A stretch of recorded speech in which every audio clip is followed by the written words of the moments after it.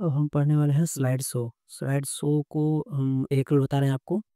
पहला है play from start, यानी शुरुआती से स्टार्ट होना है, यानी जब भी आप प्ले करेंगे तो एक-एक करके स्टार्ट होगा पहले स्लाइड से। आप जितनी आगे बढ़ते जाएँगे तो ऐसे स्लाइड आपकी जाती जाएगी, ठीक है? आप क्लिक पे लगाए रहेंगे तो क्लिक करना पड़ेगा।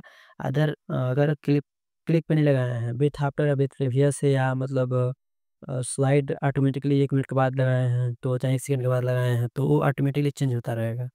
और एक आ रहा है प्ले फ्रॉम करंट। मान लीजिए आपने कोई लेक्चर बनाए थे, आप 50 लेक्चर बना चुके थे, आप 20 तक पढ़ा चुके थे, आप 20 से आगे पढ़ाना है। सपोज़ करिए मैं यहाँ से 30 से आगे जाना चाहता हूँ, तो ये प्ले कहाँ से होगा? करंट से होगा, जहाँ पर पढ़ेंगे वहीं से देखिए। प्ले कहाँ से होगा? करंट पेज से होगा, ठीक है? अब इससे हम आगे बढ़ सकते हैं जैसे आप जानना चाहते हैं। तो ये क्या थी? ये थी फ्रॉम करंट। जहाँ पे आप हैं, यहाँ सेलेक्ट यहाँ दिखाई दे रहा है ना, एक लाइन आ रही है, सिलेक्टेड आउटलाइन। ये जहाँ सेलेक्टेड आएगा वहीं से स्टार्ट होगा।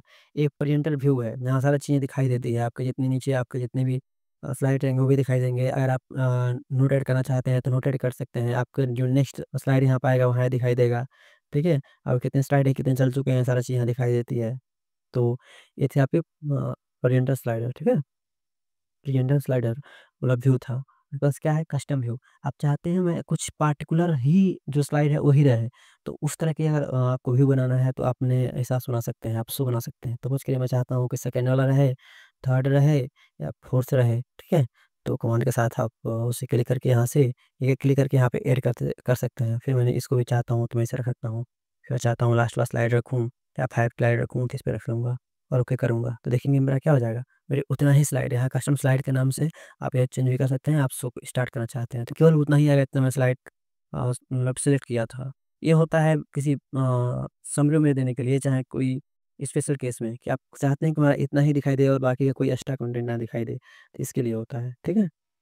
और फिर आता है सेटअप स्लाइड शो। अपने स्लाइड शो का सेटअप करना। जैसे कि मतलब स्पीकर के साथ हो या इंडिविजुअल हो या क्यूज़ के साथ हो, आप उसमें लूप लगाना चाहते हैं, चाहे विदाउट नरेशन चाहते हैं, विदाउट एनिमेशन चाहते हैं। आप यहाँ पे देखिए एक-एक करके आप अपने हिसाब से लगा सकते हैं।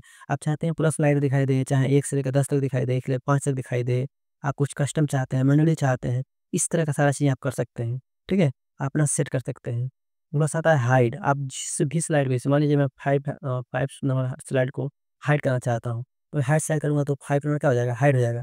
और मैं प्ले करूँगा तो आप देखेंगे 5 नंबर के स्लाइडें दिखाई दे रही है।